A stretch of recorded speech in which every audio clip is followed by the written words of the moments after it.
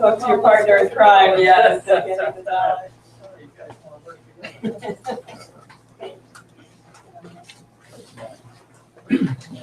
I'm just going to wait a couple minutes because I know we have some parents coming from 4th grade and just want to make sure they have enough time to get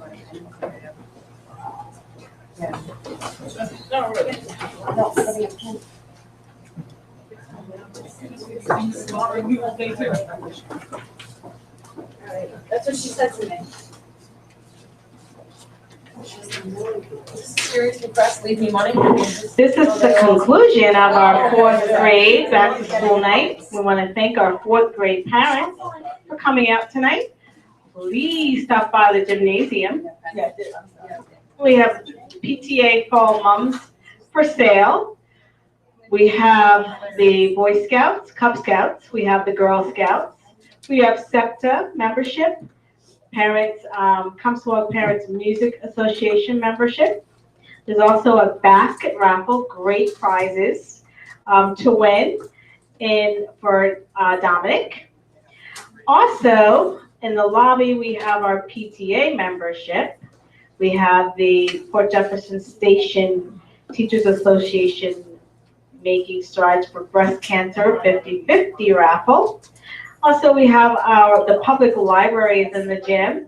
You can walk away with a library card. It's outdated. Make sure you get a new one. It's so cool to have them here.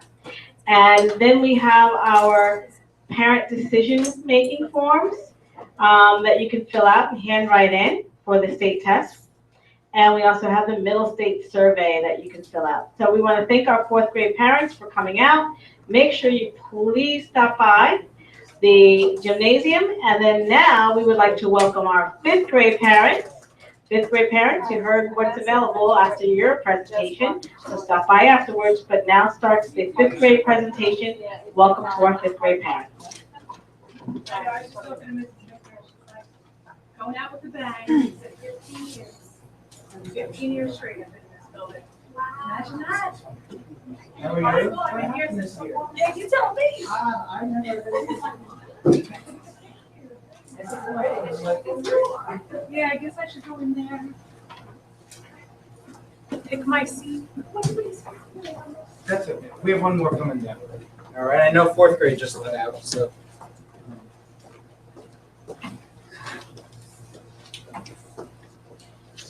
Okay, well, we'll get started. Good evening, everybody. If you don't know me already, my name is Brian St. Pierre, and I'm your child's 5th grade teacher.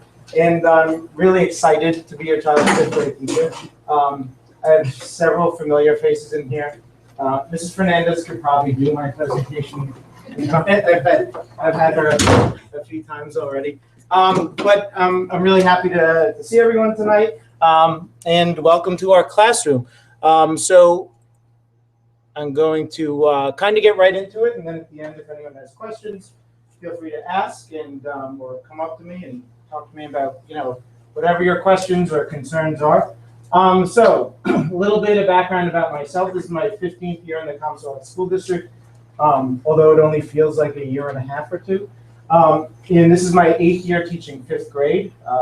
My first year teaching 5th grade was over at Norwood, and those kids are seniors now. So anyone who's had me before can tell you that I really love my job, and I love the work that we do in here, and it's something that I'm very passionate about, and I hope that comes through through the students when they come home and talk to you. I tell them every day, I say, when you go home and your parents ask you what you learned today, you're not allowed to say nothing because you're learning things and here every day. So don't let them get off the hook with nothing. So a little bit about our classroom environment. I'm a big believer in democracy, and we try and weave democracy into our classroom. And what I mean by that is it's very important for me for You know, fifth graders are mature enough and old enough now where they, in my opinion, should have some say in how their classrooms run. I want them to be able to take ownership of their learning and of their learning environment. And so we kind of, we talk quite a bit at the beginning of the year about what they want out of their classroom and what they want out of school. It's been my experience that when they feel they're working towards something that they actually want, you know, they tend to take ownership more so of their work. And so I kind of told them in the beginning of the school year that they were going to be like the architects of the class that we build, and that ultimately, you know, their fifth grade classroom will be what they make of it.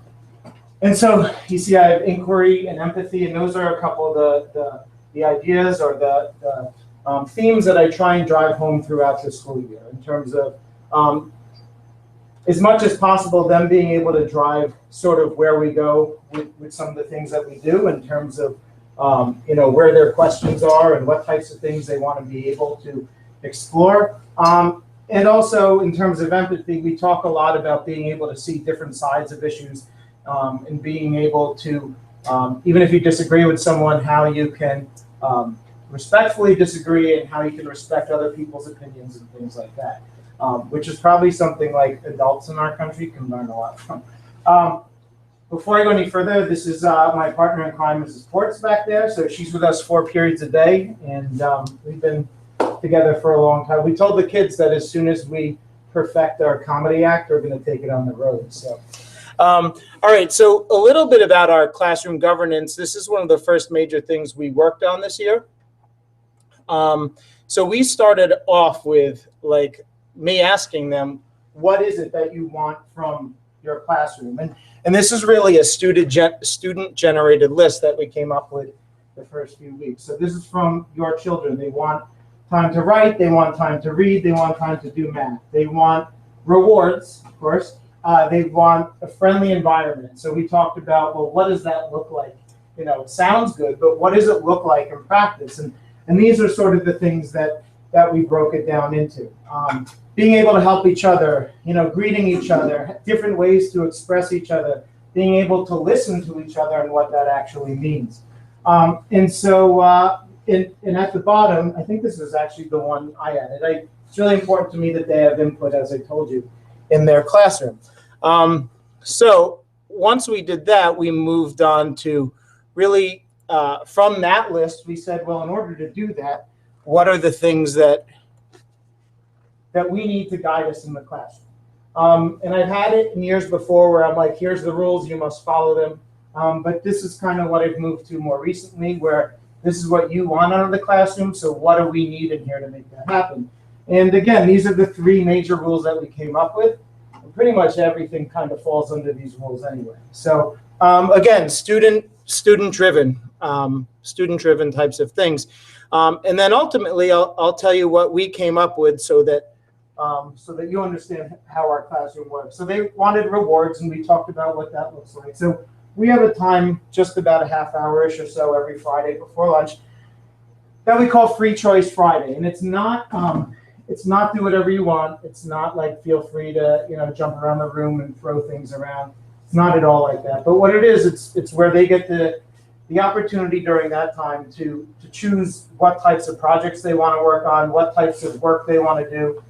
So sometimes it might be as simple as just reading a book. Other times it might be joining together with a few other students to work on a common project. So today, for example, I shared with them like a video contest I found online, making a public service announcement about human rights, and it's an elementary school video contest.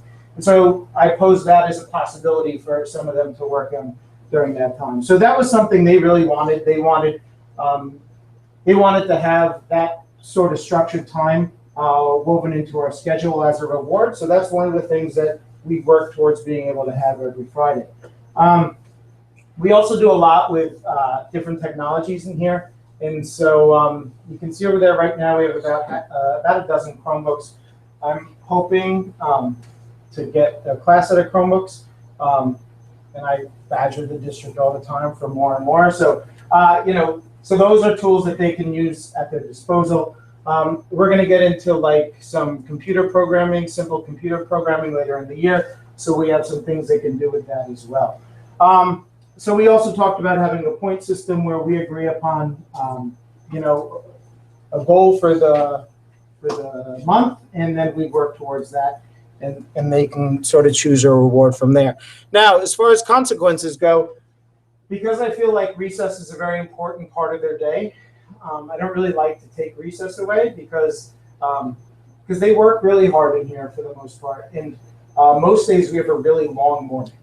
They get here at 8:15, and we go to lunch at like noon, and 4 out of the 5 days I think they don't get a break in there. So by the time they get to lunch, they're really burned out. So I don't like to take recess away. It's important to me that they have that time to have like a brain break and run around and socialize and do what they need to do. So when they break our rules, where the time comes off of for them is just from that free Friday free choice time. So far, we haven't had anyone who's really caused any problem whatsoever, which has been great. For homework, we have anytime they miss a homework, there is a form on our website that they fill in. I missed my homework. This is what I missed. This is why I missed it. Really, just as a way for me to document it. If they reach 3 for the year, then a letter goes home to you, basically saying these are the ones they missed. And I ask you to sign it so that you're aware, and you can do your part from home to make sure that's getting done. But we've been pretty good with that so far. Being able to be accountable for their own work and responsible to know what they have to do and go home and do it and bring it back is a really important part of 5th grade. I was just talking to the parent of a former student who's in 6th grade right now, and she was saying how that transition to middle school, and those of you who have older ones know, can be, especially in the beginning, a real challenge because they're required to be, responsible for a lot more than maybe they were here. And so we try as much as possible to instill that in them here in 5th grade, so it makes it, as smooth as it can possibly be next fall. And then, of course, I told them, of course, we have our rule system, but in the case of severe, problems, which I don't anticipate us having, then I certainly reserve the right to do what I need to do.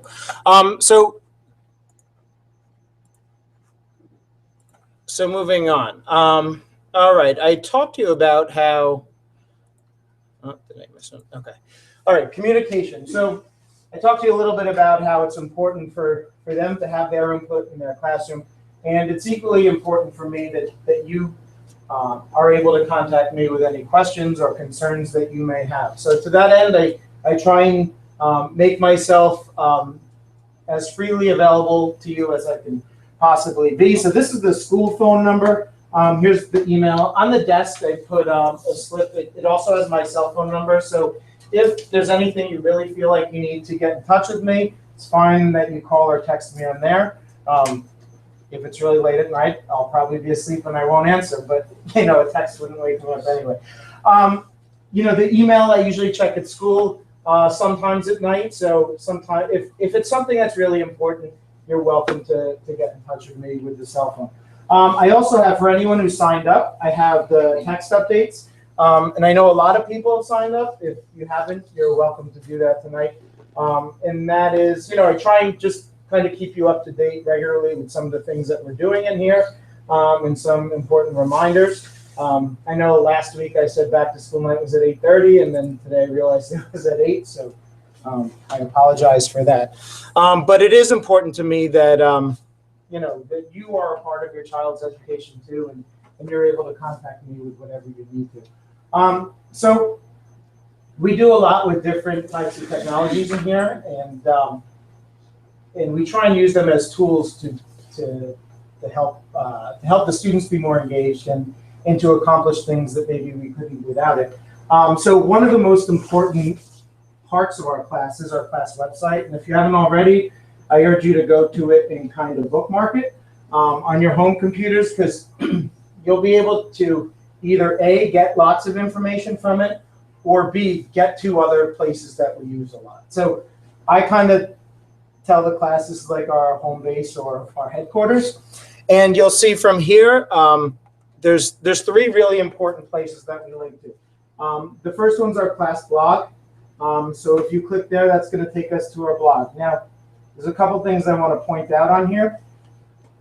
Down the side here, you'll see every member of our class has their own blog. So throughout the year, that's going to kind of be used as like a virtual portfolio where lots of their different types of work will be published. So it's always a fun thing to be able to go on and look at. We do a lot on here and less and less and less on paper. So things that traditionally went home on paper, if you notice you get a little less, well, this is a good place to look because you'll start to see more and more on here. And you can leave comments for things like that on their work and things like that. And they like comments, and you can send it to Grandma and Uncle Frank and whoever. And they always enjoy the comments. If you put a comment and you're like, it didn't show up, understand that all comments have to be approved by me first. So if it doesn't show up right away, it doesn't mean it's broken or it doesn't work. It just means, I have to approve it. And I do that for safety reasons and to make sure anything that goes on there is appropriate. Now, under my blog, if you click on here, I use it for a couple different purposes. So sometimes I'll post things that I really want the students to read. And it might be something that is an extension of what we're doing in class. I might post a video, or I might write something that's an extension.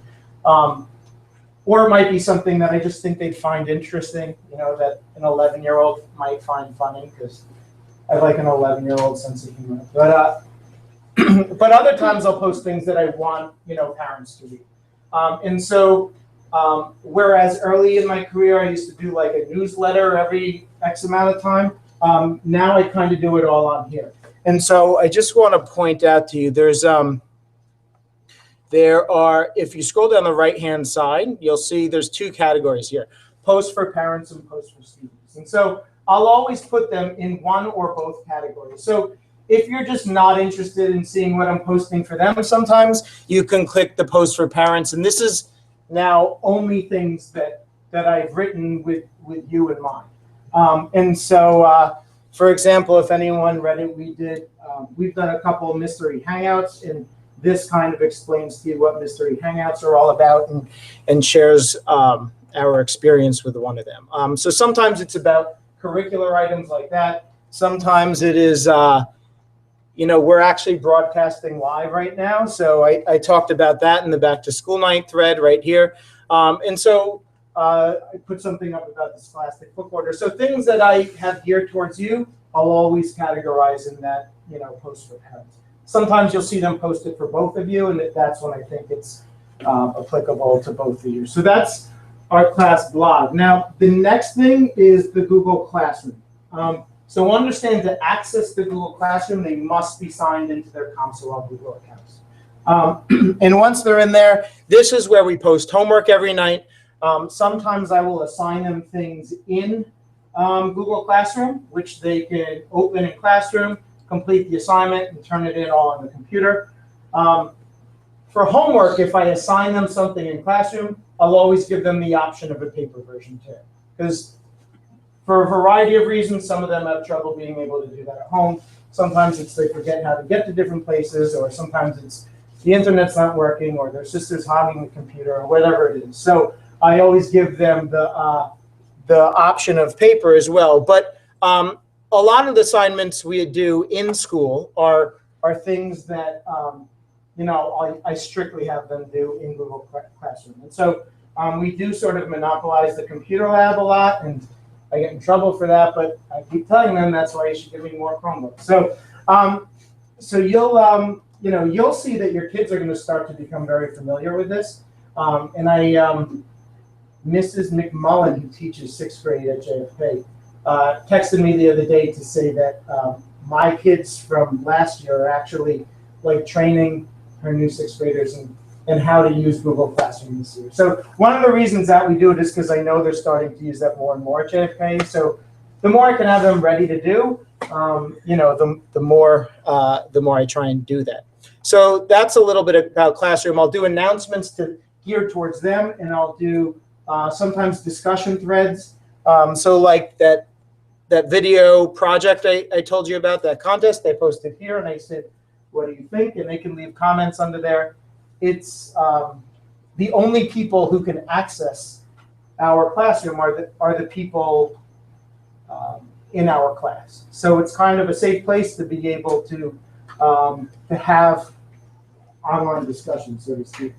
Okay, and the third thing, which I designed with you in mind as much as them, is like I used to get the notes all the time that are like, so-and-so was screaming at the kitchen table last night and our night was ruined. And I tried to tell them how to do the math and they told me that's not the way we do it in school. And some people are smiling, so I know you've had that like exact night. So what I did on our YouTube channel, if you go under playlists, we have a couple different categories here.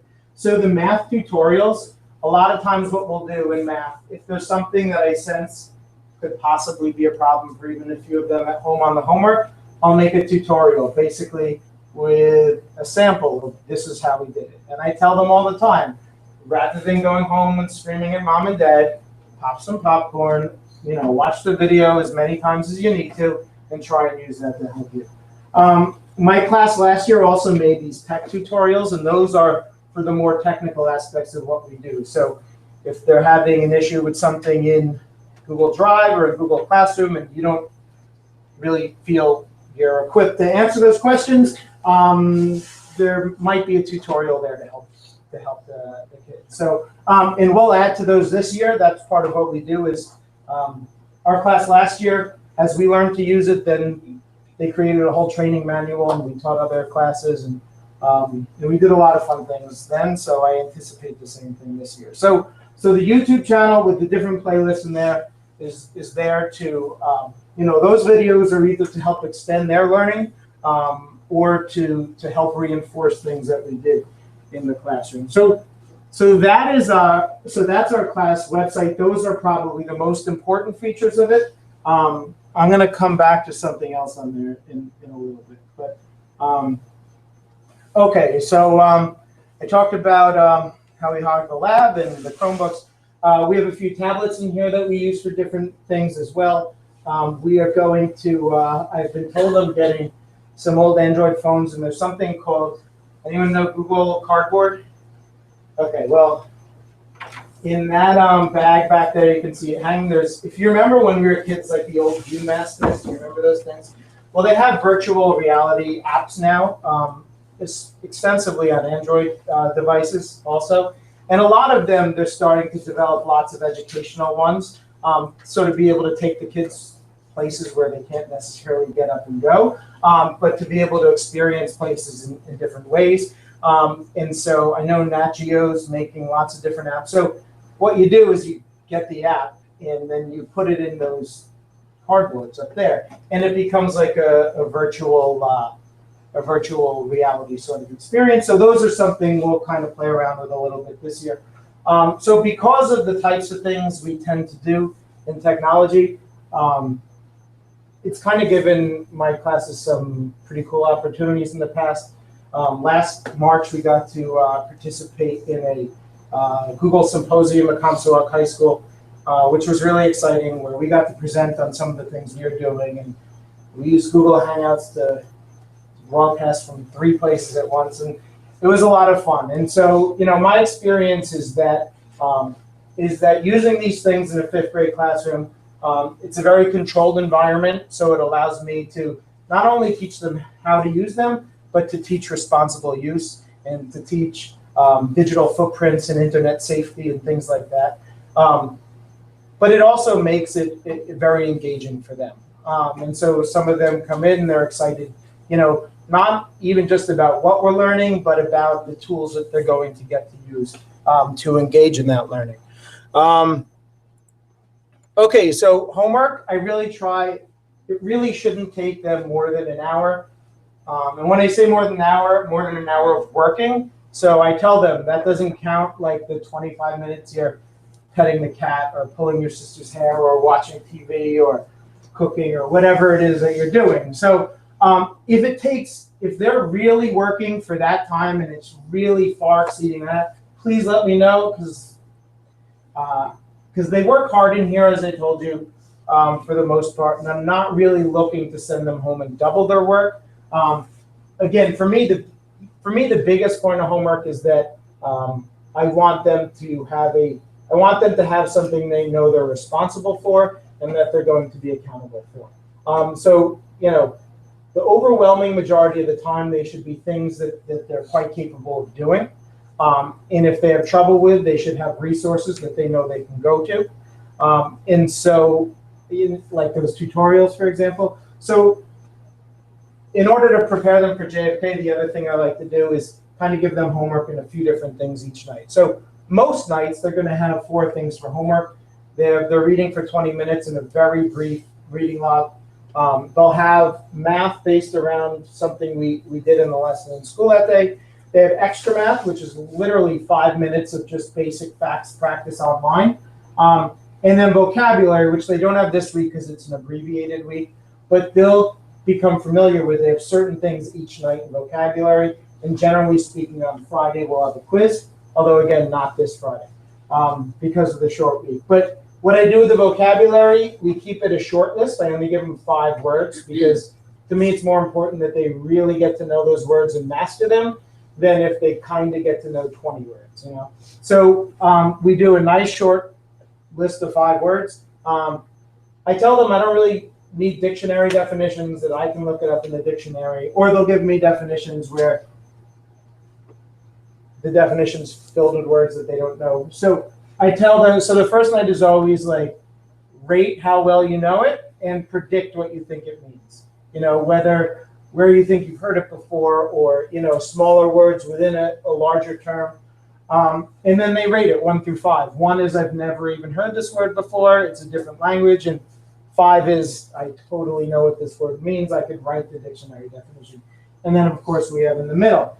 And then the second night is always they bring that back, after the first night, and we talk about them in class.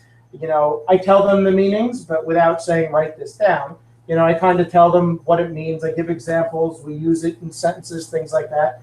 And then that second night, their job is to somehow represent it visually, whether it's a picture, a diagram, a symbol. And you know, it's some of them really like that too. And that's kind of one of their strengths, is to be able to represent things in that way. And then the third night, they are then writing the meaning, because they come back again and we talk about them again. And then the third night, they're writing the meanings in their own words. Because ultimately, that's what I want them to be able to do. And then usually the last night, if it's a normal week, which we haven't had yet, if it's a normal week, then that last night is to study for Friday's quiz. And we talked about the YouTube tutorials already. Okay, New York State testing, there's, I know you've heard the announcements, they're collecting them at the front. If you haven't sent them in already, I've gotten a lot of them. I have more checklists in the back. If you haven't gotten one, oops. Okay, so at any point, if you have questions about testing or anything like that, I know it's like always in. Anytime things like that happen. So my class makes movies a lot. And one year we made a movie and we used this mask. And so the name of the mask when we bought it, that class, that was Ariana's year, was Ma. So I leave this up here. Anytime things like that happen, we blame it on the ghost and everything. But so anyone who has questions about the test or issues surrounding the test, because I know that's, although a lot of people in this district seem to know a lot now, but you're always welcome to ask me, to talk to me. I will tell you that the tests in this district are used for nothing. So they are not used to evaluate your children in any way. And that's really all I can say about that. Okay, we went through, so if you want to sign up for the text alerts and you haven't already, that's how you do it. And this is on the website too, so if you're like scrolling furiously, you don't have to worry about that. It's 81010. You text to and at St. Pierre 15. Okay, so 5th grade's one of the reasons it's the best grade. Mrs. Creed, right? It's the best grade. Is that, well, it's the last year at Terryville. But what I love about it is it's like they start to show lots of independence, but they're not quite yet at that age yet where they don't like me. So so it's a fun age. It's a great age. There's a lot of things that are unique to fifth grade in this school year. They will like they get their big fifth grade party at the end of the year. They get probably the biggest field trip, which I believe is we're going to do City Field again in May or June. And so there's a lot of things that are sort of unique to them, and it's an important year for them. You know, it's important to them that they have sort of reached the culmination of elementary school. They get excited about graduation or promotion, not graduation. And it's also fairly common, just in case you haven't been through it before, it's fairly common that in the spring, they start to get a little more anxious than usual leading into the middle school. So we try and do as much as possible to ease any of those fears and to talk about the middle school a lot. We do go for an orientation in June. Last year, and I'm probably going to try and do it even a little more this year, we did some work with Mrs. Bender's sixth grade class in regards to some common tech things we do. And so I've talked to her about doing some things, you know, a little more this year. We will probably take a walking field trip up there once or twice to collaborate with her class on some things. So, you know, assuming the weather's nice. So we do as much as we can to really help them get their head wrapped around middle school and to know that that it's going to be okay, and that 99% of the times the things they're worried most about are the things that are like ironed out by the end of the first week. You know that. At this time, I would like to thank our fifth grade parents for coming out tonight to back to school night. This concludes our back to school night tonight. However, on the way out, they're getting ready to wrap up the gymnasium, so make sure you stop by. There's still mums, $6, it's a great price. Don't forget to get your library card. You can get a temporary one. You can walk out with one tonight. And there's other tables to check out, Cub Scouts, Girl Scouts, the fundraiser that's going on. So please stop by the gym really quick because they're going to get ready to wrap it up. So thank you for coming out and have a great night. I started 2 minutes late, so I'm going to take up 2 more minutes. All right. So we, you know, those things I say that they're most anxious of are the things like, can I open my locker? Can I get to my classes on time? Things like that. And by the end of the first or second week, that's no longer a problem. You know, the things that are always the greatest problems for them are organization and responsibility and things like that. So those are the things we do as best as we can. I was just having this conversation with a parent. I said I could talk to them till I'm blue in the face about it, and ultimately they still have to experience it. But we do everything we can at this level to help them ready for that jump. And then we have some really wonderful sixth grade teachers here as well. And okay, just a couple other things on the back table back there. You can sign up for parent conferences. The left-hand column is the nighttime. The right-hand column is the morning. On the desk, there are Scholastic Book Club orders and then some information on how you can order online, which is really the easiest if you do that. If you send it in, please just send a check, not cash. And then the last thing I wanted to point out, on the class website, if you haven't done it already, and I know a lot of you have, there is a new parent survey right here, which if you could take a few minutes. I used to do that paper at back to school night, and then I would always lose paper, so this is better for me. This just a little bit about your child and what you think their greatest strengths are and where your concerns are and things like that. And it's just information to help me kind of serve them as best I can. So thank you very much. If you have any questions or comments, please feel free to let me know.